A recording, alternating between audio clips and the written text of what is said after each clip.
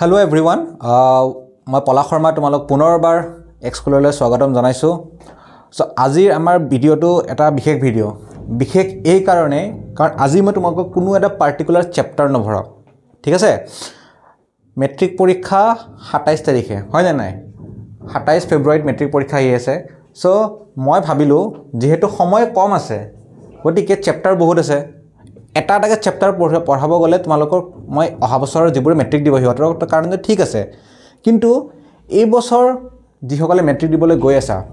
তেওঁলোকৰ যদি কোনোবাৰ এতিয়ালৈকে সিলেবাস কমপ্লিট হোৱা নাই আৰু বহুত ডাঙৰ সিলেবাস ন, সোশ্যালৰ সিলেবাসটো বহুতেই ডাঙৰ, তাতে ইতিহাস আছে, ভূগোল আছে, ৰাজনীতি আছে, অৰ্থনীতি আছে,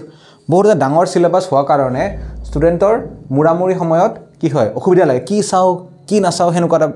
ভাব আহি যায়। গতিকে হেতু ভাবিয়ে ডিসাইড কৰিলো যে এমসিকিউৰ এটা সিৰিজ আনিলে কেনেকুৱা হয়।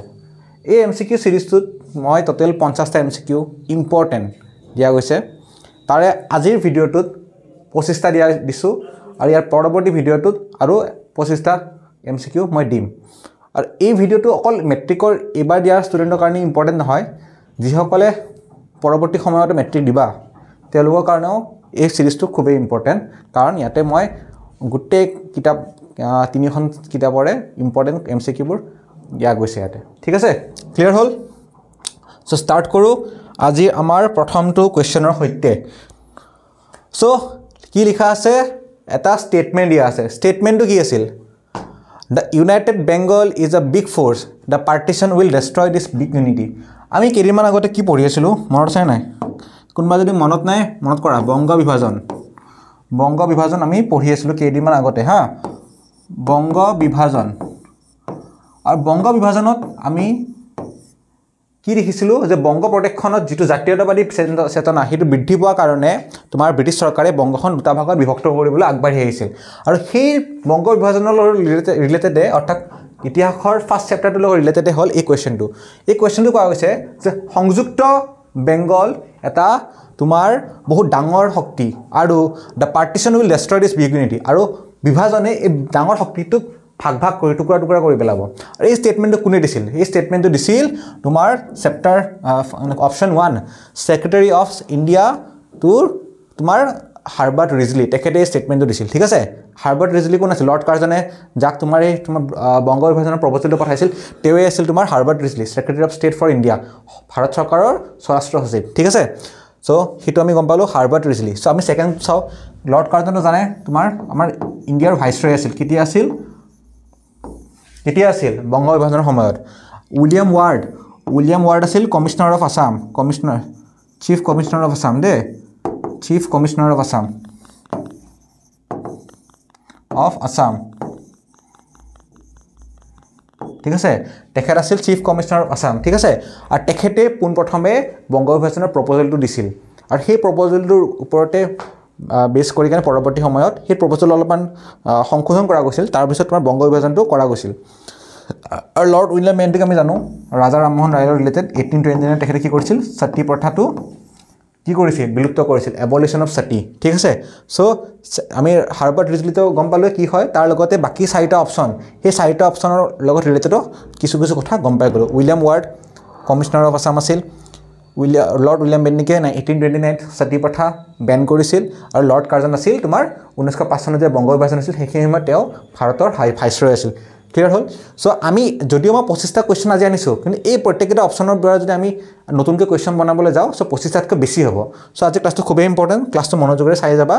আৰু বাকি যিবোৰ মই কথা এটা কৈ যাম সেইখিনি পইণ্টত নোট ডাউন কৰি যাবা। So second to whole, which of the following decisions were announced in the Royal Proclamation of Delhi on 12 December 1911? 12 December 1911 এই সনটো মনত পৰিছেনে? কি কৈছিলো 1910ত কি হৈছিল? এনালমেন্ট অফ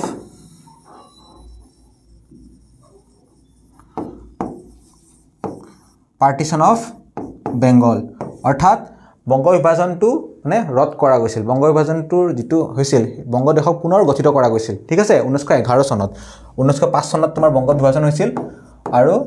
11 চনত পুনৰ গঠন কৰা হৈছিল। পুনৰ্গঠিত অৰ্থাৎ অসমক বংগদেশৰ পৰা আকৌ কাটি অনা গৈছিল ঠিক আছে সো ইয়াতে সুধিছে যে 12 ডিসেম্বৰৰ যে হৈছিল ৰয়েল প্ৰক্লেমেশন অফ দিল্লী দিল্লী যেটো ৰাজকীয় দৰবাৰ কৰা গৈছিল 12 ডিসেম্বৰত সেই 12 ডিসেম্বৰত তোমাৰ তলত দিয়া চাৰিটাৰ কোনটো হৈছিল কোনটো ঘটনা তাতে সংঘটিত কৰা হৈছিল ৰিইউনিফিকেশন অফ বেংগল হৈছিল shifting of the capital of India from Kolkata to Delhi নে মানে ভাৰতৰ ৰাজধানী কলকাতাৰ পৰা দিল্লীলৈ নিয়া গৈছিল নে ভাৰত অসমৰ ক্যাপিটেলটো পুনৰ শিলংলৈ নিয়া গৈছিল নে এডমিনিষ্ট্ৰেটিভ আসাম কেম আন্ডাৰ দা চিফ কমিশনাৰ নে মাৰ অসমৰ শাসনভাৰ চিফ কমিশনাৰ আন্ডাৰত আনা গৈছিল আমি যে জানো এটো আনসাৰ হ'ল 1874 কে অসমৰ এখন চিফ কমিশনাৰ প্ৰভিন্স হিচাপে গঠন কৰা গৈছিল ঠিক আছে আৰু capital of Assam was again shifted to Shillong হেতু কিটা হৈছিল তোমাৰ 1911 ত যেতিয়া তোমাৰ বেংগল বংগদেশৰ পুনৰ্গঠন হৈছিল আৰু সেই চনতে কি হৈছিল ৰিইউনিফিকেশন বেংগলও হৈছিল সো আমি যদি চাও 1911 চনত এই গুটেটা ঘটনা হৈছিল এই তিনটা উপৰ তলটো বাদ দি কেনে গুটে এটো হৈছে ঠিক আছে কিন্তু আমাৰ আনসাৰটো তো তিনটা হ'ব নোৱাৰে যিকোনো আনটাহে আনসাৰ হ'ব পাৰে সো 12 ডিসেম্বৰৰ পাৰ্টিকুলাৰ ডেটটোত কি হৈছিল সনটোতে তিনটা ঘটনা 1911 সনটোত এই তিনিটা ঘটনাই হৈছিল কিন্তু এই পাৰ্টিকুলাৰ ডেটটোত এটা ঘটনাই হৈছিল আৰু সেই ঘটনাটো আছিল তোমাৰ অপচন বি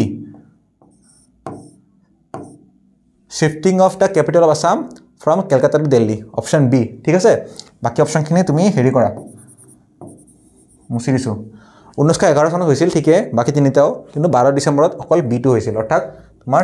এটো আমি নেক্সট আহো নেক্সট স্লাইডত যাও in which country did Gandhi first apply the technique of satyagraha so satyagraha জানা নাই satyagraha শব্দটোৰ মিনিং কি সত্য তুনে সত্যলত থাকে ঠিক আছে যিবোৰ মানুহ সত্যাগ্ৰহ কৰে যিবোৰে সত্যৰ সদায় লগত থাকে সত্যক কেতিয়া এৰি নিদিয়ে সেইবোৰ মানুহে কি কৰে সত্যাগ্ৰহ কৰে আৰু সেই সত্যাগ্ৰহ কৰা মানুহকে কি কৰা যায় সত্যাগ্ৰহী বুলি কোৱা যায় আমাৰ যেতিয়া ভাৰতৰ স্বাধীনতা আন্দোলন চলিছিল এই শব্দটো বহুত মানে পপুলাৰ আছিল এটা সময় কাৰণ ভাৰতবৰ্ষৰ স্বাধীনতা আন্দোলন কি আছিল নন ভায়োলেন্ট আছিল অহিংস আন্দোলন আছিল আৰু অহিংস আন্দোলনত সবতছে বেছি যিসকল মানুহে গুৰুত্বপূৰ্ণ ভূমিকা লৈছিল সেইবোৰ আছিল সত্যাগ্ৰহী বুলি সো ইয়াতে কোৱা গৈছে যে গান্ধীয়ে যে ভাৰতত সত্যাগ্ৰহী আন্দোলনটোৰ সূচনা কৰিছিল সত্যাগ্ৰহৰ সূচনা কৰিছিল তেখেতে পোনপ্ৰথমবাৰৰ বাবে কোনখন দেশত এই সত্যাগ্ৰহ মেথডটো এপ্লাই কৰিছিল হেতু কোনটো হয় মই যে কলো গান্ধীয়ে ভাৰতবৰ্ষত সত্যাগ্ৰহ মেথডটো এপ্লাই কৰিছিল কিন্তু গান্ধীয়ে এই মেথডটো পোনপ্ৰথমবাৰৰ বাবে কিন্তু ইণ্ডিয়াত ব্যৱহাৰ কৰা নাছিল ইণ্ডিয়াত তেখেতে পিছত পৰৱৰ্তী সময়তে ব্যৱহাৰ কৰিছিল প্ৰথমতে বেলেগ এখন কান্ট্ৰিত তেখেতে যত কাম কৰি আছিল এজ এ লয়াৰ তাতে তেখেতে এটা এপ্লাই কৰিছিল সেই কান্ট্ৰিটো আছিল সাউথ আফ্ৰিকা ঠিক আছে সাউথ আফ্ৰিকাত এটা সিস্টেম চলিছিল এপাৰ্থেইড তোমালোকে হয়তো শুনিছা এপাৰ্থেইড নেলসন মেণ্ডেলাৰ নাম শুনিছা চাগে তেখেতে এপাৰ্থেইডৰ এগেইনষ্টত যুদ্ধ কৰি মানে যুঁজ দি কেনে বহুত বছৰ কাৰাবাস খাটিছিল এপাৰ্থেইড মানে কি তোমাৰ যিবোৰ ৰেচিয়েল ডিসক্ৰিমিনেশন অৰ্থাৎ মানে বগা কলাৰ মানুহৰ যেটো তোমাৰ বিভাজন ব্ৰিটিছে কৰিছিল যে তেওঁলোকে যিবোৰৰ মানুহৰ চালচটা বগা তেওঁলোক মানে সুপিৰিয়ৰ বুলি ভাবিছিল যিবোৰ মানে চালচটা বগা নহয় তেওঁলোকক মানে ইনফেৰিয়ৰ বুলি ভাবিছিল সো হেতু সিস্টেম আছিল apartheid racial discrimination on the basis of their skin colour হেতু কোৱা যায় এপাৰ্থেইড বুলি সো হেতুৰ এগেইনষ্টত গান্ধীয়ে পোনপ্ৰথমবাৰৰ বাবে তোমাৰ হেৰি কৰি সত্যাগ্ৰহ আন্দোলনটো কৰিছিল সাউথ আফ্ৰিকাত এটা ষ্টৰী আছে ষ্টৰীটো হয়তো বহুতে জানাই যে গান্ধী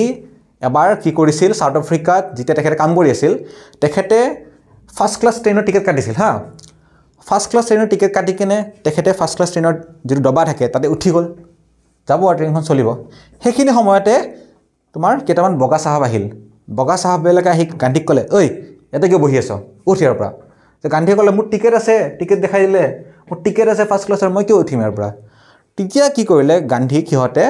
মানুহবিলাকে তই দাঙি কেনে ডবাৰ পৰা উলাই পেলাই দিলে দলিয়াই দিলে যা তো টিকেট থাকিলে তই এটা হেউ না তই সৰু তো আমাতকৈ ইনফেৰিয়ৰ তই আমাৰ লগত কেনেকৈ বহিব পাৰ হেনেকৈ কৈ কেনে গান্ধীক মানে তেওঁলোকে ডবাৰ পৰা দলিয়াই দিলে সেই ঘটনাতে গান্ধীৰ মনত ডাঙৰ এটা সাজ বহুৱাই গ'ল তেতিয়াই তেখেতে প্ৰতিজ্ঞাবদ্ধ হ'ল যে এই ব্যৱস্থাটো এই যিটো ব্যৱস্থা আছে এপাৰ্থেইড সিস্টেম হেতুৰ এগেইনষ্টে তেখেতে যুদ্ধ কৰিব আৰু সেই যুদ্ধৰ তেখেতে পন্থা হিচাপে অৱলম্বন কৰিছিল এটা সত্যাগ্ৰহ সিস্টেম সত্যাগ্ৰহটো কি হয় আমি বিতংভাৱে ব্ল্যাক কোনমানে আলোচনা কৰিম আজিৰ ক্লাছটো যেহেতু বহুত কেইটা কোৱেশ্চন লৈ আনিছো আজি সময় নহব কিন্তু ফাৰ্স্ট যেটো এপ্লাই কৰিছিল সত্যাগ্ৰহ সেই দেশখন আছিল সাউথ আফ্ৰিকা ঠিক আছে ক্লিয়াৰ হ'ল সো নেক্সট কোৱেশ্চন হ'ল on which date was the direct action day observe the direct action day মানে কি ডাইৰেক্ট একশন মানে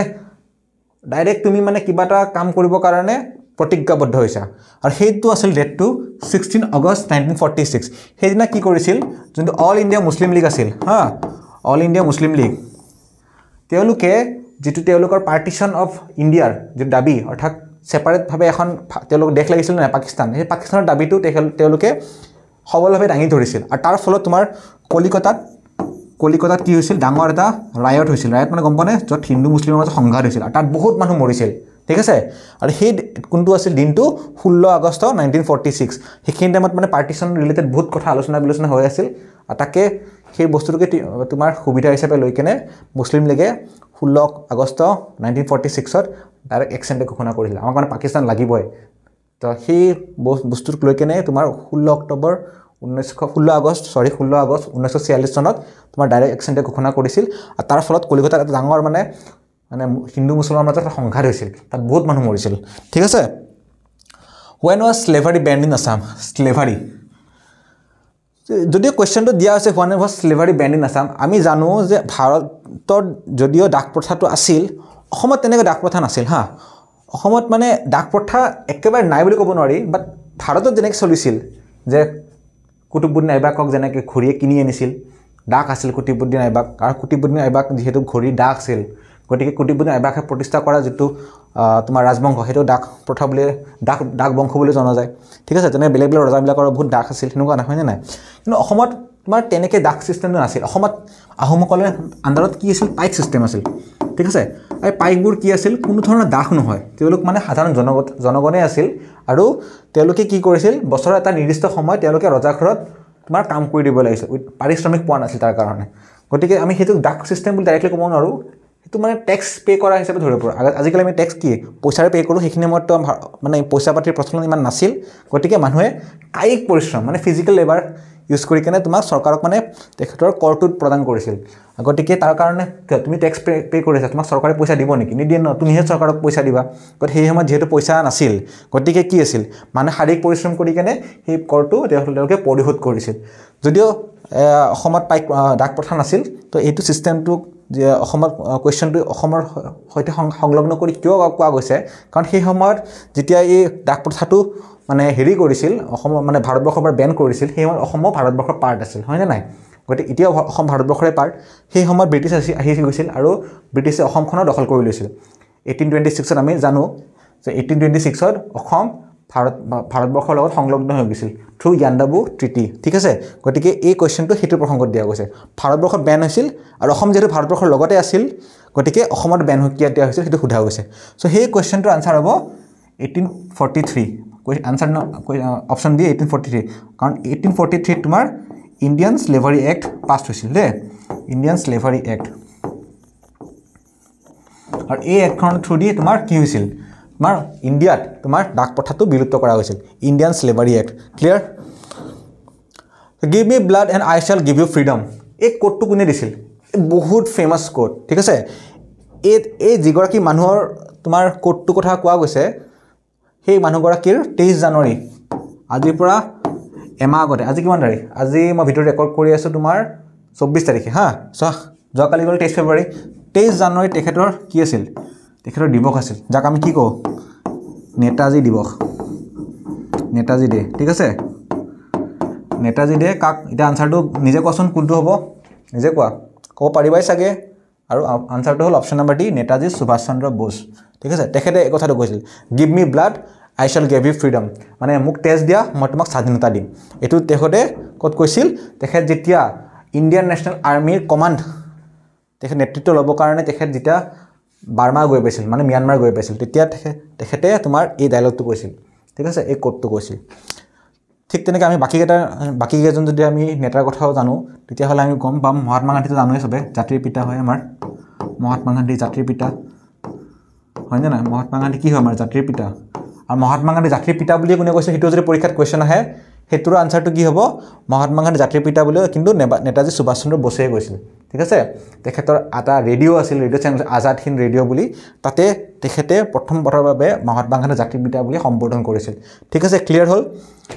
এতিয়া নেক্সট হ'ল বাল গংগাধৰ তিলক আৰু দাদাভাই নাওৰোজী বাল গংগাধৰ তিলকে এটা ডায়লগ কৈছিল Swaraj is my birthright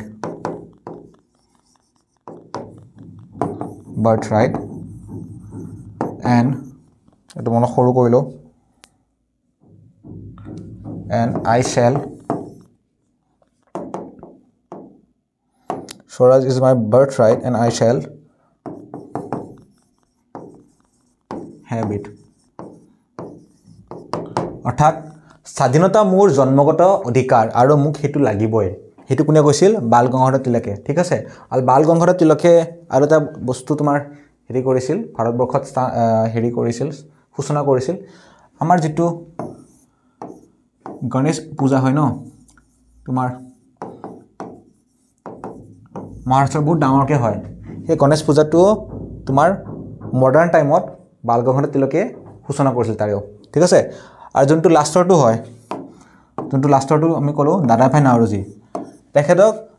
da grand old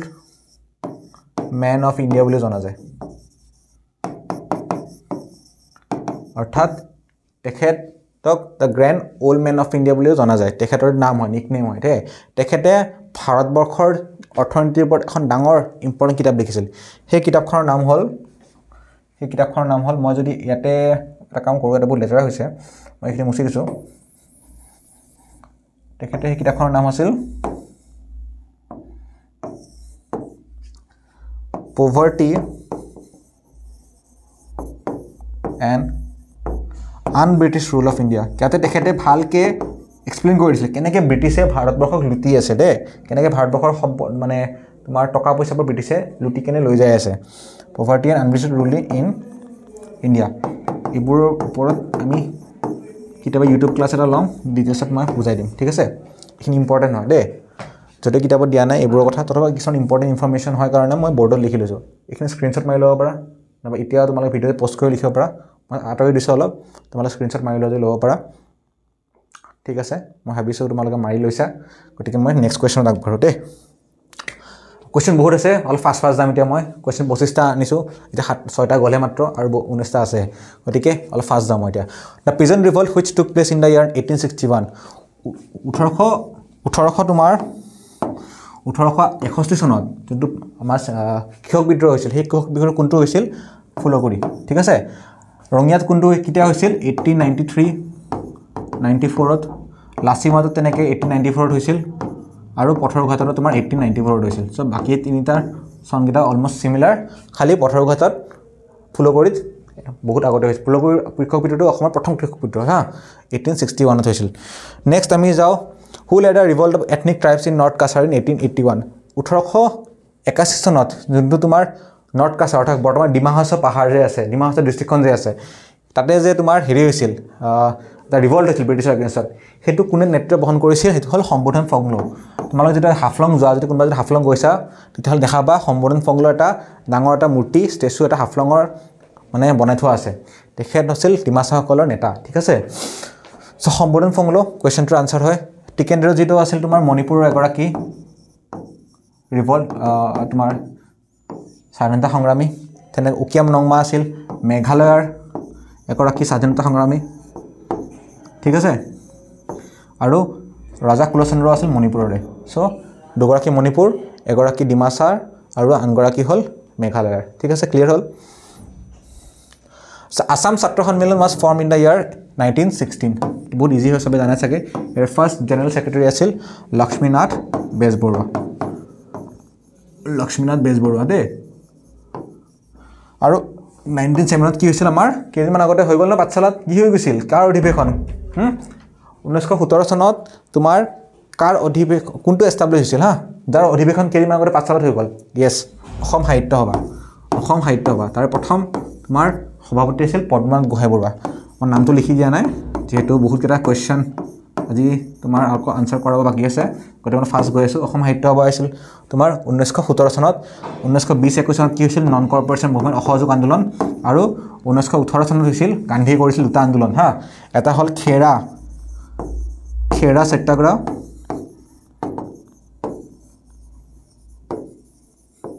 আৰু আনটো আছিল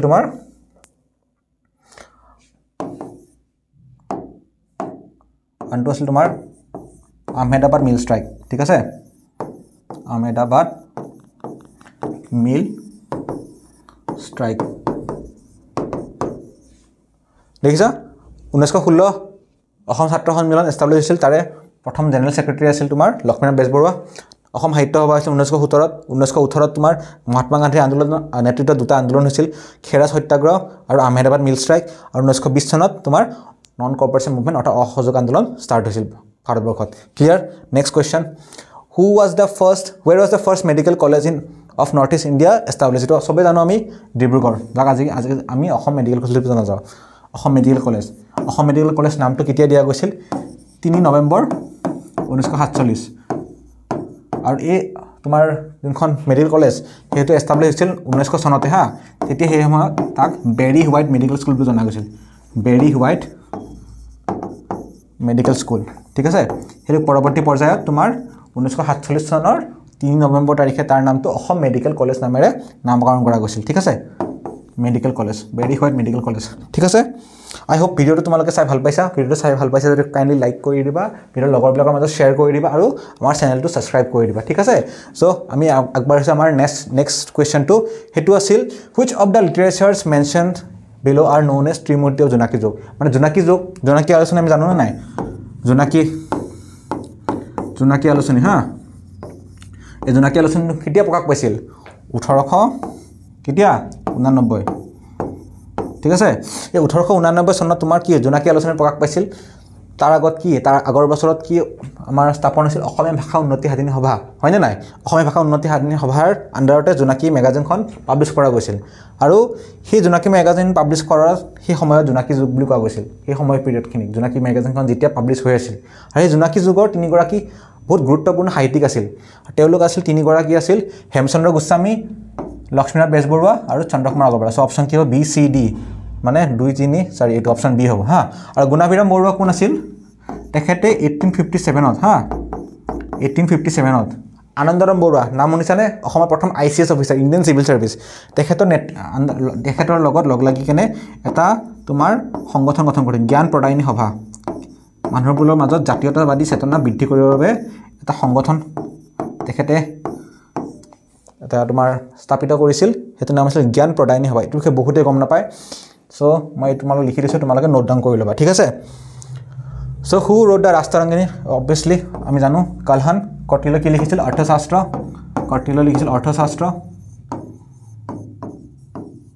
ঠিক আছে আৰ্যভট্ট কি আৱিষ্কাৰ কৰিছিল জিৰো ঠিক আছে আৰু পতঞ্জলি কি জানো পতঞ্জলি যোগা যোনটো আমাৰ যোগা ফিলসফি আছে ইণ্ডিয়াৰ যোগা ফিলসফিৰ জনক কোন হয় পতঞ্জলি ঠিক আছে নেক্সট আগবাঢ়িছো নেক্সট কোৱেশ্চনলৈকে to which ethnic group does Khasi tribe of Meghalaya belong so অসমৰ বেছিভাগ তোমাৰ যিবোৰ জনগোষ্ঠীয় মানুহ আছে তেওঁলোক মংগোলয়ড জনগোষ্ঠীৰ হয় আৰু কিন্তু যেটো খাচী ট্ৰাইব আছে হেতু তোমাৰ কি হয় যেটো অষ্ট্ৰিক জনগোষ্ঠীৰ হয় তোমাৰ খাচী ট্ৰাইবটো ঠিক আছে এটো মনত ৰাখিবা এটো কনফিউজ হ'ব পাৰে বহুতে মংগোলয়ড বুলি কৈ দিব পাৰে মংগোলয়ড নহয় এটো অষ্ট্ৰিক ঠিক আছে তো সাবসুৰ code is a ট্ৰেডিশনাল festival of which state Mizoram ঠিক আছে হু first introduce প্ৰোজ literature in Assam হেতু ভট্টদেৱ ঠিক আছে ভট্টদেৱ ইউনিভাৰ্সিটি আছে নহয় বজালিত সো তেখেতে ভট্টদেৱ আৰু ভট্টদেৱৰ আসল নাম আছিল বৈকুণ্ঠনাথ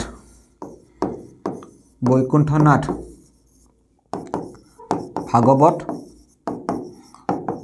ভট্টাচাৰ্য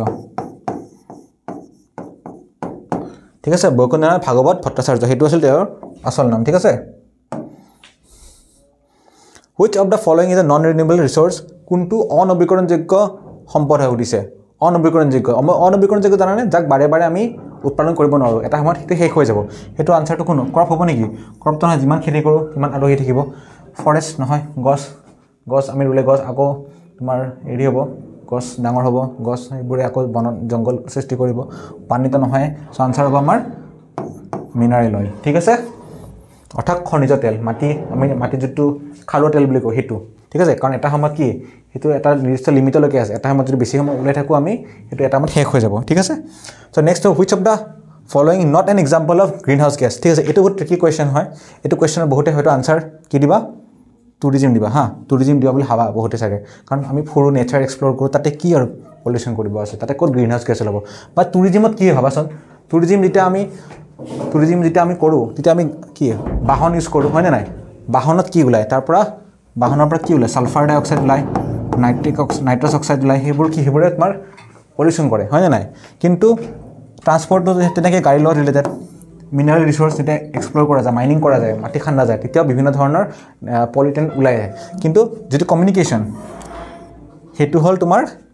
তাতে কোনো ধৰণৰ তোমাৰ গ্ৰীণ হাউচ গেছ নোলায় তোমাৰ দেখিছানে নাই লাইনৰ মানে মোবাইলৰ টাৱাৰবিলাক সেইবোৰৰ মাজেৰে যেতিয়া তোমাৰ মানে ছিগনেল পাছ হয় কিবা পলিউশ্যন কৰে নেকি সিহঁতে একো নকৰে কোনো ধৰণৰ পলিউশ্যন নকৰে সিহঁতে চ' সেইটো তোমাৰ এক্সাম্পল হ'ব not an example of greenhouse gas হ'লে এইটো হ'ব option number B clear so' আমাৰ নেক্সট কুৱেশ্যনটো আমি আগবাঢ়িছোঁ which of the following animals is about to be extinct so' IUCN জানো আমি international union for conservation of nature ইয়াৰ ফুল ফৰ্ম হ'ল international union for conservation of nature so' ইহঁতে বিভিন্ন ধৰণৰ তোমাৰ যিবোৰ এনিমেল আছে সিহঁতৰ এক্সটিং হ'বনে নাই তাৰ মানে যিহেতু সিহঁতৰ নিৰাপত্তাৰ ওপৰত ডিপেণ্ড কৰি কেনে সিহঁতক বিভিন্ন ভাগত ভাগ কৰিছে দেই চ' এক্সটিং বুলি কয় যিবোৰ মানে একেবাৰে নোহোৱা গৈছে যিবোৰ মানে অকল তোমাৰ চিৰিয়াখানাতহে আছে সেইবোৰক কয় এক্সটিং ইন দ্য ৱাইল্ড চ' সেনেকৈ বিভিন্ন ধৰণৰ ভাগ কৰা গৈছে দেই চ' ইয়াতে কোৱা গৈছে which one of the following animals is about two extinguisher কোনটো শেষ হৈ যাব ওলাইছে ওৱান হৰ্ণ ৰাইনো নহয় গ্ৰেটাৰ এডজাজেণ্ট ষ্ট্ৰক যিটো হাৰ্গিল্লা দেই হাৰ্গিল্লা নহয় এলিফেণ্ট নহয় চ' আনচাৰটো কি হ'ব মিথুন গায়াল যাক বুলি কওঁ গায়াল ঠিক আছে আৰু কেইটামান কুৱেশ্যন আছে তাৰপিছত আজিৰ ক্লাছটো শেষ কৰি তোমালোকে কুৱেশ্যনটো ভিডিঅ'টো আৰু এবাৰ চাবা লগা হ'লে এবাৰ চাইছা তোমালোকে যদি কিবা ইয়াৰ কোনোবা এটা কুৱেশ্যনত তোমালোকে ভাবিছা যে ডাউট আছে কমেণ্টত লিখি দিবা ঠিক আছে which one of the following is not an example of greenhouse gas কোনটো নহয় অবভিয়াছলি অক্সিজেনটো গ্ৰীণ হাউচ গেছ নহয় অক্সিজেন আমাৰ দৰকাৰী হয় নেক্সট হ'ল N example of local environment problem is local মানে অসমৰ লোকেল কি হ'ব flood problem of Brahmaputra valley এইটো হ'ব আনচাৰ ঠিক আছে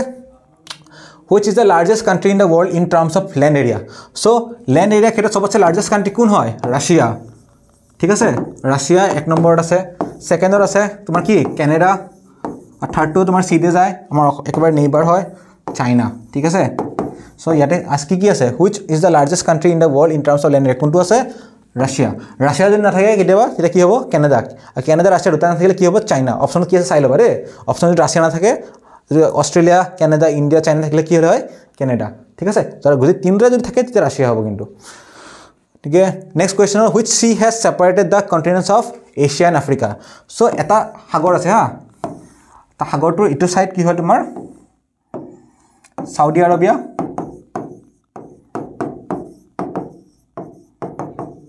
আৰু এফালে আছে তোমাৰ ইজিপ্ট আছে সুদান আছে ঠিক আছে So Saudi Arabia ক'ত আছে তোমাৰ Saudi Arabia আছে তোমাৰ এছিয়াত আৰু এইবোৰ আছে আফ্ৰিকাত সো এই সাগৰখনে তোমাৰ এই দুখন মহাদেশক ভাগ কৰে আৰু এই সাগৰখনৰ নাম হ'ল তোমাৰ ৰেড সি ঠিক আছে মনত থাকিব সো ইফালে আছে সাউদি আৰবিয়া অৰ্থাৎ এছিয়া আৰু ইফালে আছে তোমাৰ ইজিপ্ট সুদান হেবিলাক আফ্ৰিকাৰ পাৰ্ট হয় সো এই সাগৰখনে তোমাৰ এই দুখন মহাদেশকে পৃথক কৰে সো আমাৰ আনসাৰটো হ'ব red C Next question hol tumar Cairo is the capital of which country Cairo ei matro dilu nohoy moi ete Sudan Egypt so Cairo hol kar rajdhani Egyptor rajdhani thik ase thik teneke ami jodi Israeler rajdhani hol Tel Aviv Japanor hol Tokyo aru Ukraine hol Kyiv thik ase clear hol As per census of India 2011 so ভাৰতৰ যেটো লোকপিয়ল হৈছে 2011 চনত 21 চনটো হোৱাই নাই তেলকে গতিকে আমি 11 টো এতিয়া ইউজ কৰো সো হেতু অনুসৰি অসমৰ যেটো সাক্ষৰতাৰ হাৰ কিমান হৈছে সো আনসাৰটো হ'ব মনত ৰাখিবা 72.19% ঠিক আছে Next question as the last question hol as per the 2011 census report the first class towns of Assam having the highest to gradually less population are অসমৰ টাউন বিলাকৰ কথা উদিছে যিবোৰ সবতছে বেছি পপুলেশন আছে আৰু সবতছে কম পপুলেশন আছে এই গেটাৰ ভিতৰত সো আমি যদি লিষ্ট বনাও সবতছে বেছি পপুলেশন আছে কোড obviously গুৱাহাটীত হয় না নাই সেকেন্ড এই গেটাৰ ভিতৰত হ'ব কোড শিলচৰ হয় না নাই তাৰ পিছত হ'ব তোমাৰ ডিব্ৰুগড় আৰু একেবাৰে হেকত আছে তোমাৰ নগাঁও সো অপচন কোনটো আছে গুৱাহাটী শিলচৰ ডিব্ৰুগড় নগৰ option C option C is the correct answer so' students আজিৰ ভিডিঅ'টো এইখিনিতে শেষ কৰিছোঁ এই 25টা ইম্পৰ্টেণ্ট MCQ তোমালোকৰ কাৰণে লৈ আনিছিলোঁ নেক্সট ভিডিঅ'ত আৰু 25টা MCQ তেনেকৈ লৈ আনিম তোমাৰ এতিয়া দেখিছা ইয়াতে মই অকল হিষ্ট্ৰী জিঅ'গ্ৰাফি লোৱা নাই তোমাৰ বেলেগ বেলেগ তোমাৰ ছাবজেক্টৰ পৰা মিক্স কৰি লৈছোঁ ঠিক আছে চ' তেনেকৈ তোমাৰ বেলেগ নেক্সট ভিডিঅ'টো এনেকৈ মিক্স কৰি তোমাৰ কাৰণে কেইটামান MCQ লৈ আনিম মই তোমাৰ গতিকে আশা কৰিছোঁ তোমালোকে ভিডিঅ'টো চাই ভাল পাইছা ভিডিঅ'টোৰ পৰা উপকৃত হৈছা আৰু তোমালোকে কিবা যদি স্ক্ৰীনশ্বট পাতি লোৱা নাই মই ভিডিঅ'টোৰ পৰা চাইড কাটি দিছোঁ তোমালোকে স্ক্ৰীনশ্বট লৈ ল'বা গতিকে ক্লিয়াৰ হ'ল বুলি আশা কৰিছোঁ আৰু এইখিনিতে ভিডিঅ'টো আজি সমাপ্ত কৰিছোঁ থেংক ইউ ছ' মাছ